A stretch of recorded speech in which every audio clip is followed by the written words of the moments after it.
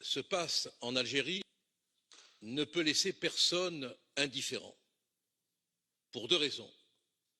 La première, elle tient au principe, la seconde, elle tient à la réalité. Les principes, c'est que partout où les libertés sont bafouées, nous devons agir pour défendre les principes. La réalité, ce sont des larmes, de l'étouffement, du sang, de la détresse, et aussi le fait qu'entre l'Algérie et la France, il y a un lien historique, économique, politique, affectif. Si les gens sont mal là-bas, ils quittent l'Algérie et ils arrivent dans des conditions difficiles en France qui, elle, ne peut plus, c'est pas qu'elle ne veut plus, ne peut plus accueillir. Je crois que nous devons approuver cette résolution au nom des libertés, au nom de nos principes et au nom peut-être aussi de ce qui fait qu'on existe.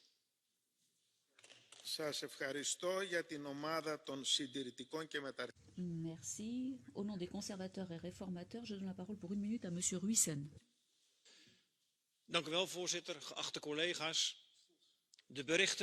Merci, Monsieur le Président, Mesdames et Messieurs. Les informations en provenance d'Algérie nous préoccupent tous. Et je ne parle pas seulement de la manière dont les autorités gèrent les manifestations. Non, je pense à la manière dont les églises sont fermées, dont la liberté de culte est violée. Cette résolution conjointe, et notamment son paragraphe 4, permettent au Parlement européen d'envoyer un message fort aux autorités algériennes pour indiquer que ce qui est en cours est inacceptable. Notre partenariat avec l'Algérie dans le cadre des relations Euromed doivent nous permettre de parler très spécifiquement de la question de la liberté de culte. Monsieur le Président, je n'en doute pas, la haute représentante profitera de ses contacts avec les autorités algériennes pour faire entendre nos préoccupations sur la liberté de culte. Je vous remercie. Je donne la parole à Madame Soidrova pour 1 minute. Chers collègues, hier, c'était le jour du souvenir, un jour qui est reconnu à l'échelle internationale, le jour pour penser aux chrétiens poursuivis et persécutés en fonction de leur foi. Sur 50 pays, l'Algérie occupe la 27e place pour les persécutions des chrétiens. Le ministère de l'Intérieur algérien a décidé la fermeture de 15 églises qui ont été déclarées illégales. Les personnes qui venaient se recueillir ont été arrêtées pendant des offices liturgiques. Nous demandons la réouverture de ces églises au ministère de l'Intérieur. Les organisations chrétiennes doivent être reconnues et j'encourage l'Union européenne à exercer une pression sur les autorités algériennes pour qu'elles respectent la liberté religieuse prévue par la Constitution algérienne. Je vous remercie pour ce soutien de tous les partis politiques de notre Assemblée. Merci beaucoup. Madame Ries, vous avez la parole pour 1 minute. Monsieur le Président, Madame la Haute Représentante, le régime algérien opprime la liberté, il opprime les libertés. Depuis le 22 février, le jour de lancement du Hirak, le mouvement populaire de protestation pacifique s'est né dans les rues d'Alger, s'est étendu maintenant à tout le pays. Dans le viseur des manifestants aujourd'hui, les élections présidentielles du 12 décembre, fixées par l'armée et qui annoncent un peu plus encore la glaciation du pouvoir. Le régime algérien bafoue les droits des étudiants, des journalistes, des syndicalistes, des ouvriers qui sont dans la rue depuis 10 mois maintenant, et ce en particulier des 42 manifestants condamnés à 6 mois de prison pour avoir défilé avec l'étendard amazique. Car faire flotter un drapeau berbère dans les rues d'Alger aujourd'hui conduit en prison. Notre résolution condamne justement toutes ces dérives autoritaires du régime. Elle dit notre attachement à la soif d'indépendance du peuple algérien, de la jeunesse qui souffre de la malvie. Et comme ils disent là-bas aussi, Talbin El Ouria, oui, nous demandons la liberté pour le peuple algérien.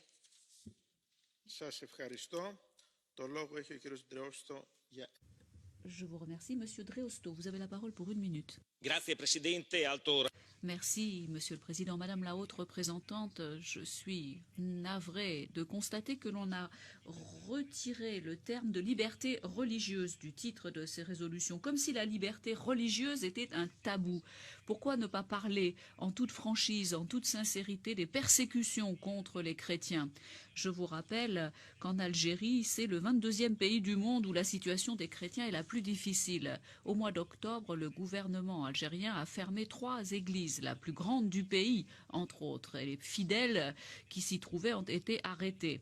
Les persécutions contre les chrétiens pour les convertir à l'islam se prolongent. C'est une violation des droits inaliénables de la personne. Et nous voyons apparaître de plus en plus de manifestations d'hostilité vis-à-vis des religions et tout particulièrement de la religion chrétienne. Le pape Benoît XVI a dit que la laïcité ne devait pas être considérée comme une arme contre la religion. C'est la raison pour laquelle je réitère mon appel. Le terme de liberté religieuse aurait dû figurer dans le titre de ce point à l'ordre du jour et ne pas être sacrifié au nom du politiquement correct. Merci, Monsieur Bourhade Villalba. Merci. L'Algérie fait les gros titres des journaux depuis quelque temps. Nous sommes préoccupés par la répression des manifestations, les arrestations arbitraires de journalistes et nous sommes surtout préoccupés par les attaques contre la liberté de culte, la liberté religieuse et les attaques contre les minorités chrétiennes. Néanmoins, nous devons être très prudents. L'Union européenne, de par sa naïveté habituelle, ne doit pas nous pousser à prendre des décisions qui entraînent des conséquences telles que celles que l'on a vues en Libye et en Syrie, conséquences bien pires que ce que nous craignons au départ. Il faut dire également que nous qui sommes au Parlement européen, nous n'avons pas été élus pour résoudre les problèmes de l'Algérie. Nous avons été élus pour résoudre les problèmes de nos ressortissants européens. Et ce qui me préoccupe, c'est que l'Algérie est l'un des pays qui collabore le moins avec les États membres pour le retour des migrants qui entrent illégalement en Europe et surtout en Espagne. À Almeria, Murcia, dans les îles Baléares, il y a énormément d'entrées de migrants irréguliers. Il faut que l'Union européenne exige que les pays tiers respectent les règles et rapatrient ces migrants irréguliers. C'est là un élément essentiel de la politique migratoire. Merci. Pour 1 minute, je donne la parole à Monsieur Rivière. Merci, Monsieur le Président. Pendant 130 ans, de 1830 à 1962, l'Algérie aura été un pays où régnait la liberté religieuse.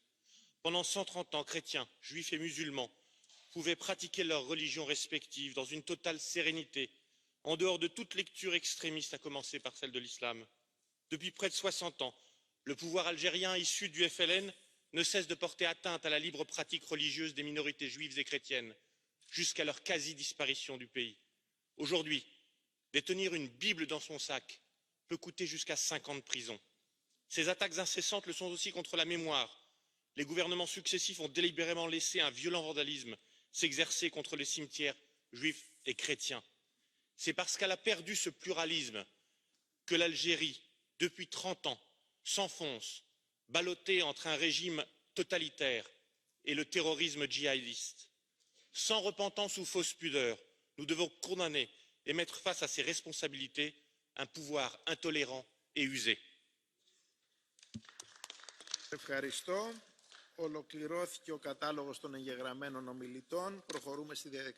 Eh bien, nous avons entendu les orateurs des groupes. Nous allons maintenant passer aux interventions à la demande. J'en ai reçu 7. Et comme nous sommes dans les temps, je peux accepter ces 7 demandes. En commençant par Monsieur Polčák pour 1 minute. Merci, Monsieur le Président. Bien évidemment, je tiens à condamner les violences auxquelles nous assistons en Algérie depuis quelques mois maintenant. Il y a des manifestations de masse partout où les personnes luttent contre cette situation dans le pays. Le gouvernement est en train de violer tous les droits de l'homme. Nous n'avons pas suffisamment prêté attention à l'Algérie par le passé. Et aujourd'hui, nous devons bien voir ce qui se passe dans le pays. Il y a des cas de torture, de violence que nous devons condamner sans ambages.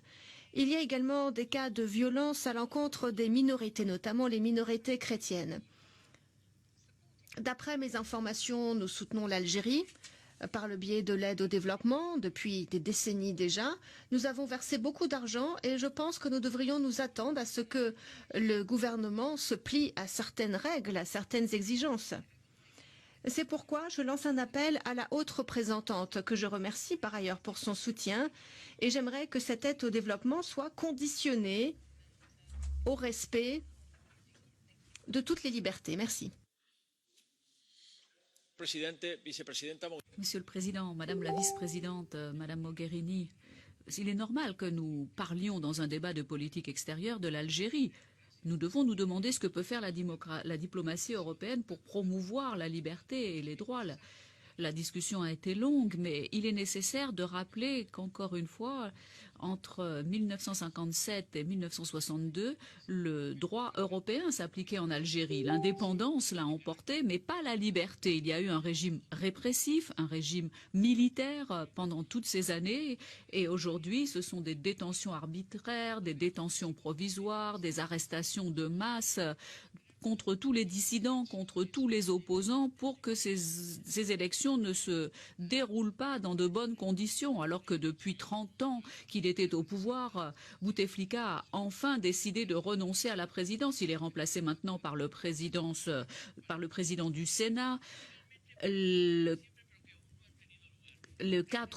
élections devaient avoir lieu le 4 juin, elles ont été reportées au 12 septembre, elles sont maintenant reportées au 12 décembre. Il est indispensable que le droit à la diplomatie de l'Union européenne soit appliqué pour le respect des droits fondamentaux, pour la liberté, pour la démocratie, pour que cela devienne enfin une réalité en Algérie. Merci, Monsieur Morel, pour 1 minute. Merci, Monsieur le Président. Alors, mon groupe n'est pas signataire de cette résolution, mais en ce qui me concerne, j'en soutiens et l'esprit et la lettre. Nous n'avons pas évidemment attendu aujourd'hui pour être aux côtés des démocrates algériens qui luttent inlassablement contre la corruption, pour les libertés fondamentales, pour la justice sociale. Et oui, en effet, aujourd'hui, au moment où nous parlons, il y a de la répression, il y a des journalistes qui sont inquiétés, il y a des manifestants qui sont injustement emprisonnés, il y a une opposition qui est brimée. Et forcément, nous ne pouvons pas nous taire. Alors moi aussi, comme certains collègues, je regrette que cette résolution elle intervienne maintenant plutôt qu'en février, où il y avait un mouvement citoyen puissant qui est en train de se lever et qui aurait eu besoin de notre soutien. Et je sais bien que, alors que nous sommes dans un processus électoral qui est aussi contestable que contesté, le pouvoir va évidemment instrumentaliser nos travaux pour parler d'ingérence et renvoyer les manifestants à d'hypothétiques agents étrangers. Mais la vérité quand même, c'est qu'il y a cette situation politique et ce n'est pas de l'ingérence, c'est plutôt notre soutien inébranlable au peuple algérien et notamment à une jeunesse qui est avide de dignité, qui est avide de liberté, qui est avide de justice, et c'est à elle que nous pensons aujourd'hui au moment où nous prenons cette parole.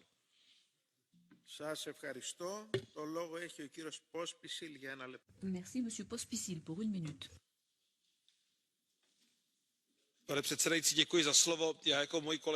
Merci, Monsieur le Président. Tout comme mes collègues, je suis en faveur de cette proposition de résolution.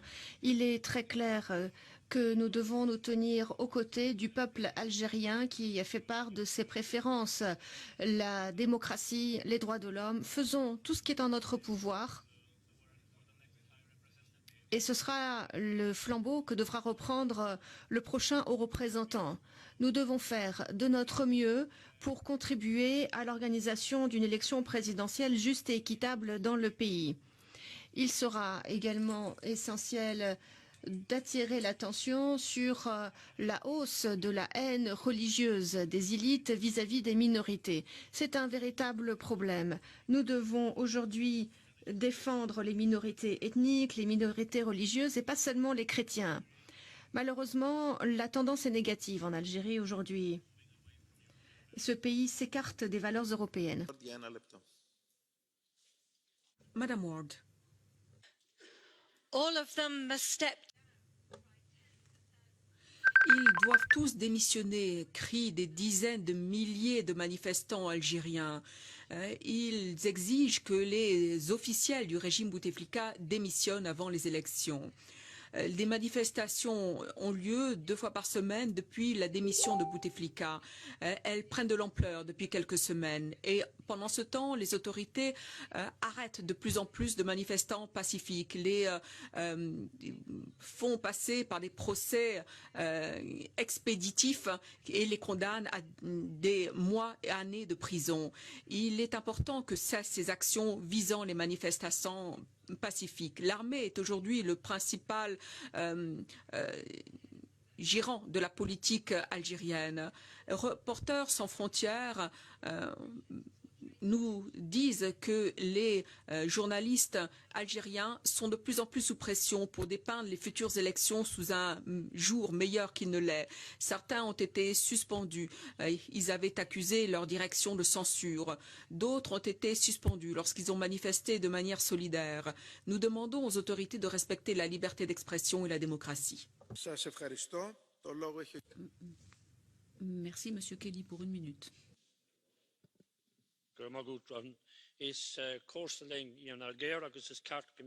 Merci, Monsieur le Président. L'Algérie est un pays voisin avec lequel nous devons avoir de bonnes relations. Mais dans le même temps, nous devons nous préoccuper de ce qui se passe là-bas. Je pense en particulier au sort des églises, qui tient tout particulièrement à cœur à mon groupe. Nous devons soutenir et défendre les chrétiens et les églises partout dans le monde.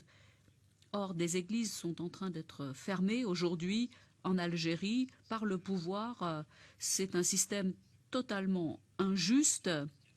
Il est nécessaire de tout mettre en œuvre pour que ce processus disparaisse et pour que la qualité de la vie augmente dans ce pays. Car la liberté des médias, la liberté des citoyens en général n'existe pas et nous ne pouvons qu'appeler des élections libres dans ce pays. Merci, Monsieur Fourlas, pour 1 minute.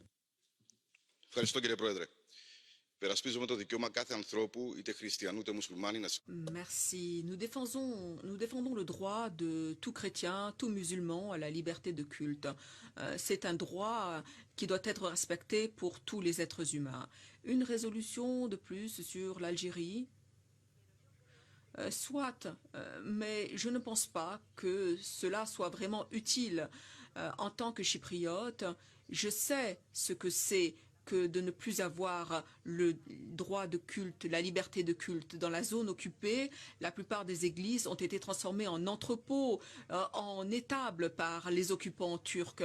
Et malgré les beaux mots de l'Union européenne, il faut agir. Le ferons-nous en Algérie? Merci. Nous en avons ainsi terminé avec les interventions à la demande. Je donne maintenant la parole à Madame Mogherini pour la Commission. Merci, Monsieur le Président. L'Algérie n'est pas seulement un pays voisin, il est bien sûr, mais l'Algérie est surtout un partenaire politique, un partenaire économique, un pays ami pour beaucoup de citoyens européens. L'Algérie est aussi la famille. Donc, on ne part pas d'un pays entre les autres, on part d'un pays qui est très proche de nous, un pays qui est ami vers le peuple algérien. Je pense que le premier sentiment que nous tous en Europe ressentons est l'amitié et la proximité.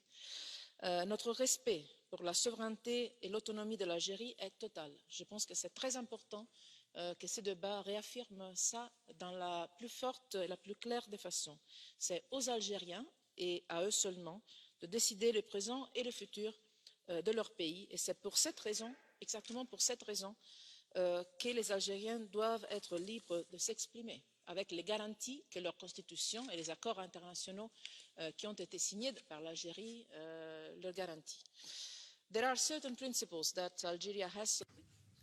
L'Algérie s'est engagée à respecter certains principes. Vous les avez cités, des principes inscrits dans la constitution algérienne, dans des accords internationaux et dans l'accord d'association entre l'Algérie et l'Union européenne.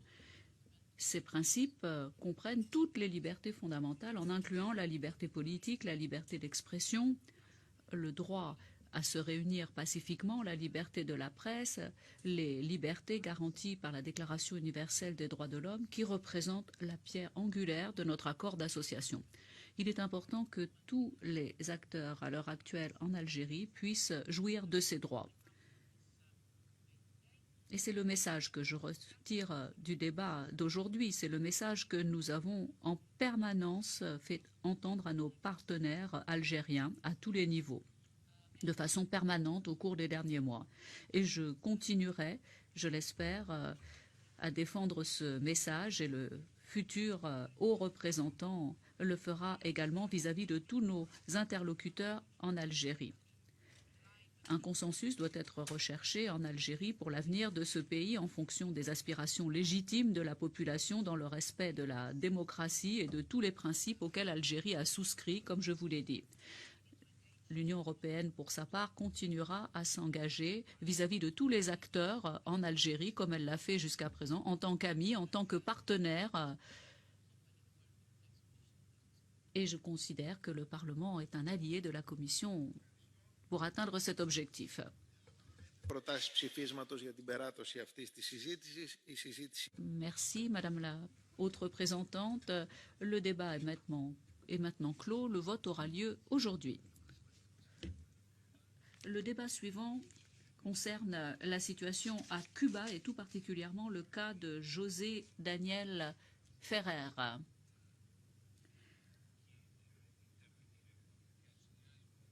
Il est possible d'intervenir avec le carton bleu en utilisant la procédure habituelle ou la procédure électronique, ainsi que de s'inscrire pour les interventions à la demande. Vous pouvez trouver toutes les instructions à l'entrée de l'hémicycle. Je donne la parole à notre collègue López Gil, auteur de la résolution, pour 2 minutes. Me han hecho de todo. 1000 torturas. On m'a tout fait, 1000 tortures, 1000 violences. Ils m'ont enchaîné, les pieds et les mains. Ils m'ont jeté au sol pendant 15 jours dans une cellule pleine de de moustiques, glaciale le matin, brûlante le jour. Ma vie était en danger. S'ils ne bougent pas, alors c'est moi qui bouge. Ces mots ont été écrits par M. Ferrer dans une lettre qu'il a réussi à transmettre à son épouse en trompant ses geôliers. Aujourd'hui, au Parlement européen, on demande de l'aide pour cet homme qui, depuis plus de 10 ans, souffre entre les mains des